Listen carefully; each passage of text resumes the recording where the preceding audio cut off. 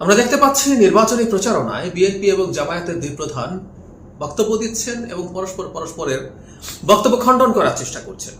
এটাকে নিয়ে কেউ কেউ বলছেন যে তারা বাকবিতণ্ডায় জড়িয়ে পড়ছেন কিনা, এটা রাজনীতির জন্য ভালো হচ্ছে কিনা। আমি মনে করি দ্যাটস ফাইন, সোফার যেভাবে হচ্ছে, যতটুকু হয়েছে খুবই ভালো। রাজনীতিতে এইটুকু থাকতেই হবে, নির্বাচনী রাজনীতিতে এটা খুবই স্বাভাবিক ব্যাপার। ইনফ্যাক্ট গতকাল একটা ইন্টারেস্টিং ডিবেটে দুজনই পার্টিসিপেট করেছেন গতকাল বা তার আগের দিন। আমরা খেয়াল করেছি যারা তারেক রহমান গুপ্ত শব্দটা এখন ব্যবহার করছেন, একবার ফান করে, এখন আবার সিরিয়াসলিও বলছেন। উনি রাইটলি তার দলের একটা চ্যালেঞ্জ বা সংকট আইডেন্টিফাই করতে পেরেছেন এবং জামাতের আমি সেটাকে জবাবও দিয়েছেন। আগে দেখা যাক জনাব তারেক রহমান কি বলছেন। তিনি বলছেন একটা সমাবেশে, আমাদের সতর্ক থাকতে হবে যেন কোনো ষড়যন্ত্র করে কেউ আবার আপনাদের ভোটের অধিকারকে কেড়ে নিতে না পারে। অনেকে এসে আপনাদের বিভ্রান্ত করার চেষ্টা করবে, যারা আপনাদের বিভ্রান্ত করার চেষ্টা করবে দেখা মাত্র তাদের বলবেন গুপ্ত তোমরা। কারণ আমরা গত 16 বছর দেখিনি, মানে তাদের দেখিনি, তারা ওদের সঙ্গে মিশেছিল যারা 5 তারিখে পালিয়ে গিয়েছিল। ক্লিয়ার ইন্ডিকেশন আওয়ামী লীগের সাথে মিলে মিশেছিল এবং অনেকে বিভ্রান্তি তৈরি করতে চাইবে। এবং আমাদের বলা বাহুল্য, গুপ্ত মানে হচ্ছে তারা প্রিটেন্ড করবে তারা বিএনপির বা বিএনপির শুভাকাঙ্ক্ষী। এইরকম জামাতের আমির জবাব দিয়েছেন। তিনি বলছেন, এই প্রশ্নটা সামনে এনে, এসব বাদ দিন, সমালোচনার আয়নায় নিজের চেহারা দেখুন। নিজেরাই যারা গুপ্ত হয়ে উধাও হয়ে গিয়েছিল বছরের পর বছর, যারা মজলুমদেরকে বলে তারা নাকি গুপ্ত আর সুপ্ত, ভাই একটু নিজের দিকে তাকান সবাই, এটাই ভালো হবে।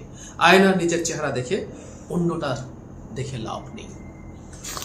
খুবই ভুল তুলনা। মানে আমি বুঝতে পারি যে জামাতের আমির এই ব্যাপারে সঠিক জবাব দিতে পারছেন না। জনাব তারেক রহমানকে ইন্ডিকেট করেছেন, কোনো সন্দেহ নাই। তিনি খুব স্পষ্টভাবে বলছেন নিজেরা যারা গুপ্ত হয়ে উধাও হয়ে গিয়েছিল বছরের পর বছর, বা বিএনপির আরো কাউকে এই ধরনের আলাপ করছেন। ধরুন আমরা তারেক রহমানের কথা যদি বলি বা বিএনপির আরেক নেতা কর্মীর কথা বলি, অনেকেই গা ঢাকা দিয়েছেন। দেশের ভেতরে যারা রাজনীতি করেছেন প্রয়োজনে তারা লুকিয়ে থেকেছেন। এটা যুদ্ধের সময়ে খুবই গুরুত্বপূর্ণ একটা কৌশল। জনাব তারেক রহমান দেশের বাইরে, তাকে চলে যেতে হয়েছিল, তাকে মৃত্যু পথযাত্রী করে এরকম ভাবে আহত করা হয়েছিল, যেটা বাংলাদেশের ইতিহাসে খুবই বিরল। যার বাসক তিনি এখনো দেন, তিনি টাইমের সাথে সাক্ষাৎকারে সেটা বলেছিল, এখনো তার শীতে বেশি হলে সমস্যা হয়।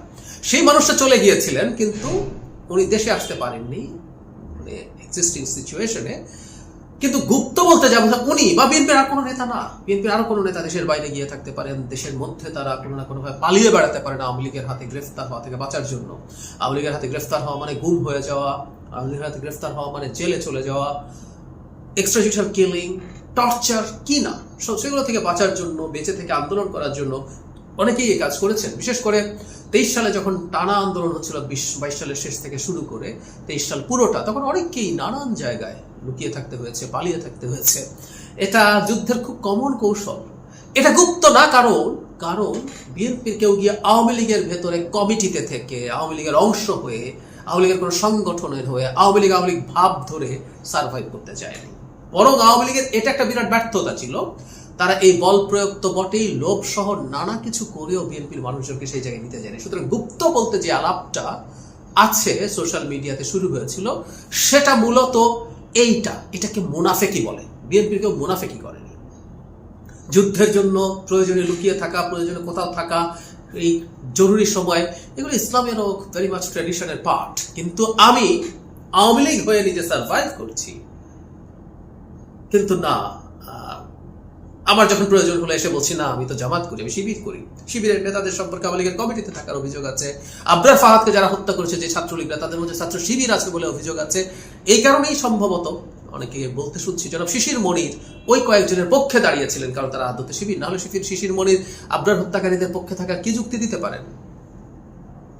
আমরা এটাই বলতে চাইছি। গুপ্ত হওয়া মানে হলো মুনাফেকি। বিএনপি মুনাফেকি করে। বিএনপির অনেক দোষ আছে, বিএনপি নিখুঁত সংগঠন না, তার দলের লোকজনের অন্যায় আছে, কোনো কোনো ক্ষেত্রে জনগণের উপরে অবিচার করার অভিযোগ আছে, আগে ছিল, 5 আগস্টের পরবর্তী সময় আছে।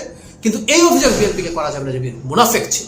মুনাফেক শব্দটা, মুনাফেকি ইনফ্যাক্ট এক্সক্লুসিভলি এটা জামাতের চরিত্র।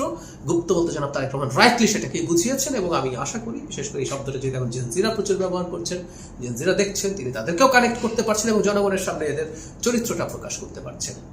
আর দুজন পাল্টাপাল্টি যতটুকু বলছেন, এটাকে নিয়ে আমাদের সমস্যায় পড়ার কিছু নাই। একদল আরেক দলের সংকট সমস্যা কোথায় আছে সেটা বলবেন, রাজনীতি মানেই সেটা। নির্বাচনী রাজনীতি মানে সেটা। এবং এখন পর্যন্ত আমি প্রায় বলি দুই নেতাই যথেষ্ট শালীনভাবেই পরস্পর সমালোচনা করছেন, খানিকটা আক্রমণ করছেন, এগুলো কোনোটাই কোনো সমস্যা নেই।